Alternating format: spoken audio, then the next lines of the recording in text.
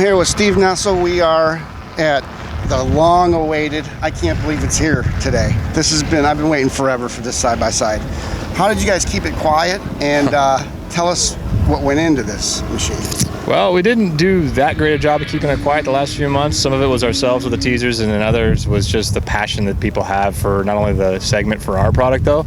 So we had some leaks, but I think that's happening. It stoked the excitement. But as you can imagine, with a vehicle like this and kind of coming in with a little new feature, plural, class redefining. It's been several years in the product development process, right? So, yeah, we did a pretty good job for a while, and then as we got closer and closer, announced the date, did the teaser, we just really stoked those fires, and people have been milling around and looking for information, and we're here on September 1 finally, and it's good to take the covers off and let everybody know the real info. Right. Is this a game changer? Is this going to be just only the beginning for Yamaha's sport side-by-side segment? Well, I mean, it absolutely is the beginning for Yamaha Sports side-by-side segment. This is a pure sport vehicle.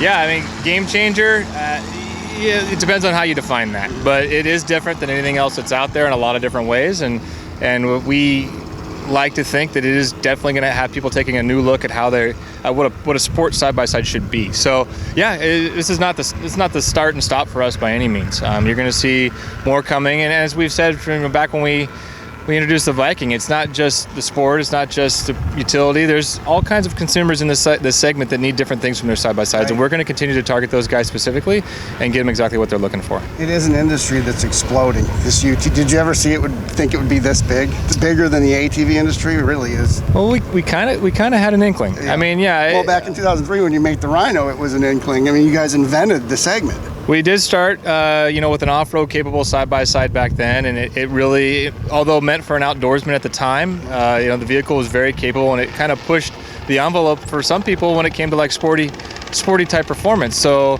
we'd like to think that it helped push along a sports segment at some point, but the Rhino was never meant to be a sport vehicle. This is what you should and would expect from Yamaha from a sports side-by-side, and it has the styling of it, the looks of it just scream Yamaha sport. You can see a little YXZ in it, can't you? Yes. See a little YXZ in the YXZ? Yep. Yeah, the styling cues are really they're absolutely Yamaha, and yeah. So again, I'd hate to go back to some of our prior vehicles and say they were sport because they weren't really meant to be. Right. But if they did push it in this direction, and us and our competition are benefiting now from it, and the consumers, I should say, are definitely benefiting from it because they're the passion-filled segment that are pushing this.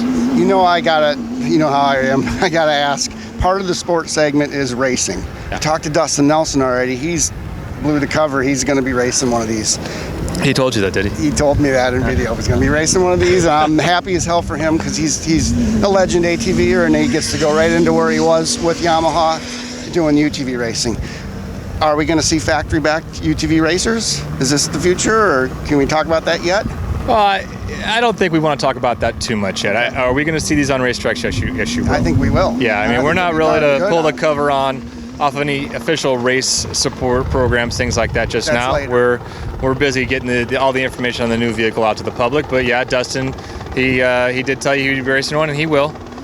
So Dustin's an interesting story, not to get to, but he started on bikes and he moved to ATVs, and now he's a side-by-side.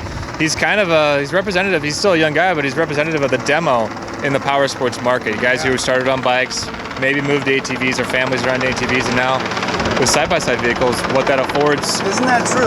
This machine caters to the 45-year-old guy that get used to. Is that? It can. It's everybody, but yeah, you're gonna find guys in their 20s that really want one too. Right. But they may not be in a side-by-side place yet. The side-by-side segment, part of the growth is really attributed to the people growing up through the power sports market, through the segment. Dustin's a perfect example. Maybe they don't want to throw a leg, or maybe they need to take their girlfriend or wives with them, and they still want that sport experience, or they still want that off-road experience, and that's what side-by-sides offer them. And I think that's partially why the growth in this segment hasn't slowed down despite recessions and other things that have hit the other motorcycles or ATV segments. Side-by-sides continue to grow.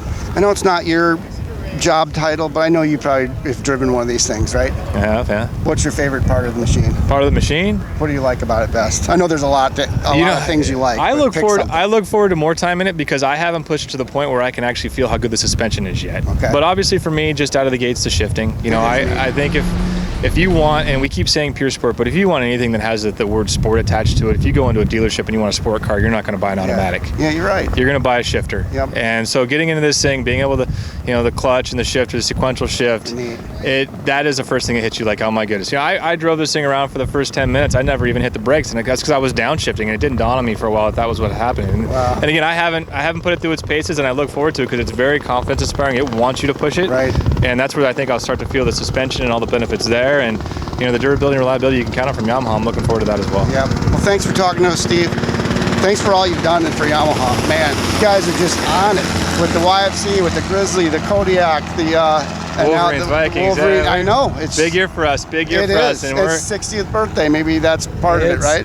That is. Well, we've got 60th anniversary editions for all those things, right? So it's a huge year, biggest year in our history from an ATV and side-by-side perspective. And we knew it was going to be busy, but we love that kind of work. Right. So it's a big team effort, and man, we're really, really excited for this day to come. We're a little glad to put it behind us, right? Because everybody's been waiting on this thing, and we're going to move forward and just love to see how the market's going to accept this vehicle. Great. Thank you much. Thanks, John.